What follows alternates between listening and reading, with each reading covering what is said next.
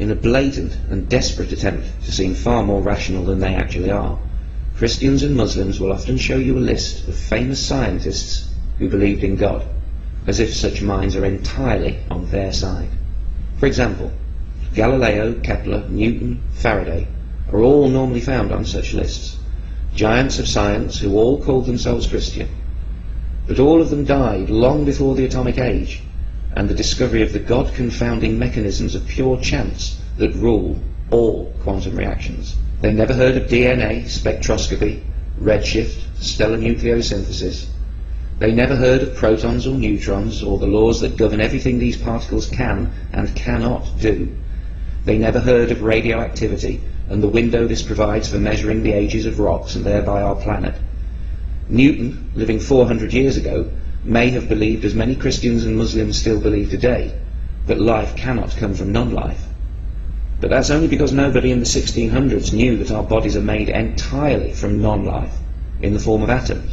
Would Faraday or Kepler, who endorsed the biblical creation story, have their minds encountered the explanatory power of the DNA molecule, the data behind the rates and causes of genetic mutation, the vast timescales involved, not to mention the highly detailed mathematics and observations that underpin 21st century cosmology?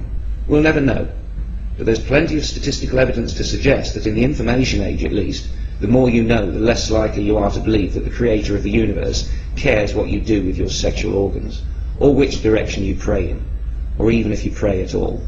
In an attempt to make up for this embarrassing lack of modern scientists prepared to sign up to an even partially literal interpretation of any holy book, the Christians and Muslims, or affiliated sociopaths, will tell you about recent surveys where many modern scientists have gone on record as saying they believe in God. But this too is extremely deceptive. The scientists in these surveys are only asked if they believe in God, a question so vague as to have 6.5 billion meanings. If the survey asked them if they believed in hell, or in a God who wants women to cover their hair, the ticks would become crosses, and the believer would dismiss the survey as God-hating propaganda, when all that's really changed is the question asked. How many scientists in those surveys who put a tick in the God box don't really apply their science to their religion? How many of those on the list are physicists, amongst whom belief in a personal God is almost non-existent? How many are deists, who don't believe in a God who keeps the buses running on time? How many just tick the box to keep mum happy? How many other scientists, simply by ticking the God box, carelessly allowed their vague sense of spirituality to be confused by a religious nutjob as an expression of belief in their vengeful, mass-murdering, egomaniacal God? If we removed from the list all those scientists who don't believe in hell, I wonder how many names would remain. I think the long list would become a very short, very unimpressive one. Whatever such surveys say, only a tiny, microscopic proportion of qualified, reputable scientists believe in what the believer would call God. The fear-perpetuating religious bigot calls this breathtaking arrogance on the scientist's part. They call it pride, ignorance, denial. But what most of the religious have never and never will understand is the real reason why the scientific mind can dismiss their threats of hellfire with an amused smile. How can scientists be so sure? Why aren't the scientists afraid? Why don't scientists fear hell? What makes the scientific mind so completely immune to this and so many other fears that haunt so many other people? For once, cut away the bullshit. The holy books tell you that you will burn if you don't believe. That is what the scriptures explicitly and repeatedly say. It couldn't be clearer. Even today there's no more painful way to die, let alone to spend eternity, and that alone should tell you why the threat is in the holy books in the first place. But let's look deeper still, through scientists' eyes. We've all been hypnotized by flames. Fire has a unique kind of magic. For most of human history, fire was magic. It's no surprise that it was the gods' tool of choice when the gods, worried by dwindling or fickle support, eventually and inevitably went into the eternal torture business. It's no coincidence that the biggest religions in the world threaten the greatest punishments for disbelief. We've all stared into the flames, but what's actually happening? What exactly are we staring at? What is fire? Fire is a chemical reaction requiring three components: an oxidizing gas, usually oxygen itself, a combustible source of fuel, such as wood or petrol, and a source of energy sufficient to heat the fuel to its ignition temperature. This energy can come from matches, sunlight, friction, lightning, or something else that's already burning. When wood, for example, is heated to about 300 degrees Fahrenheit, The cellulose material starts to break down and give off volatile gases. When these gases reach about 500 degrees Fahrenheit, the heat energy overcomes some of the electromagnetic energy, binding the atoms to the complex molecules found in wood. The molecules begin to jiggle apart. This releases smoke, a gaseous compound of mostly hydrogen, carbon and oxygen atoms. These briefly free atoms are then suddenly and violently drawn, by electromagnetism again, to combine with oxygen atoms eager to share electrons with elements with one or two to spare. This reconfiguration happens almost instantly. Fire is a brief outbreak of chemical freedom, as atoms and molecules race to rearrange themselves into the lowest and therefore most stable energy states available. In the process, atoms release the energy they no longer need for stability, in the form of light. Firelight is just the same as any other light. Trillions upon trillions of wave-like particles called photons hitting the back of your eye. Photons are emitted by electrons as they change energy states. Each photon is a packet of electromagnetic radiation exchanged between particles like currency during quantum transactions, always precisely balancing the conservation equations of quantum mechanics. A flame is just a gas heated to the point where the atoms shake so much they spit out light. Fire is an electric phenomenon.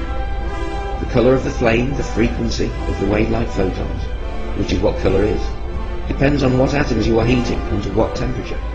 The different colours within any flame are caused by uneven temperature. The hottest, or more energetic part of the flame usually glows blue, a higher frequency than the less energetic frequencies, such as orange or yellow.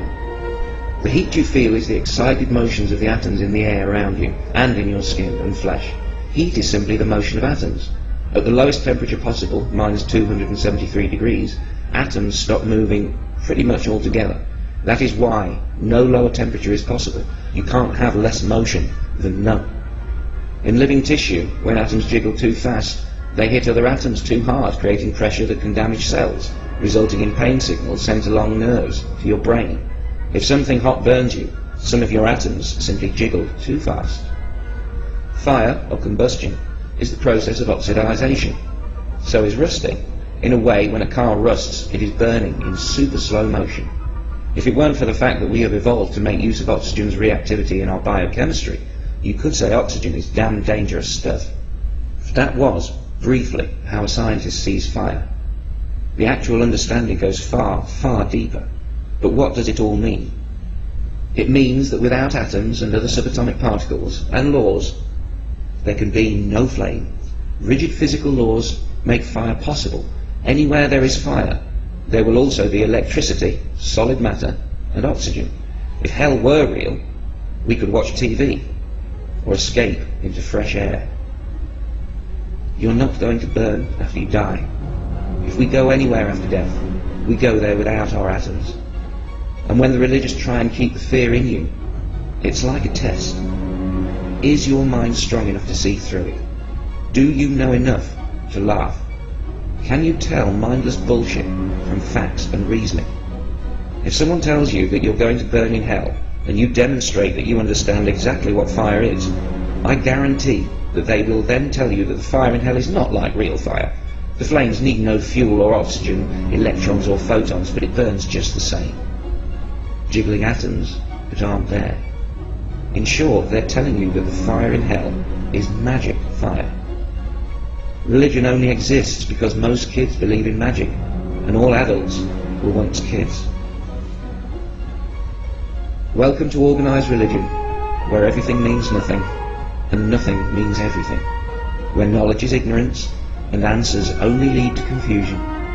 But just as those least likely to believe in magic are professional magicians, those least likely to believe in the supernatural are those with a firm understanding of the natural. You don't have to be a scientist to have scientific understanding. Learn and be free. It's your mind. Fight for it.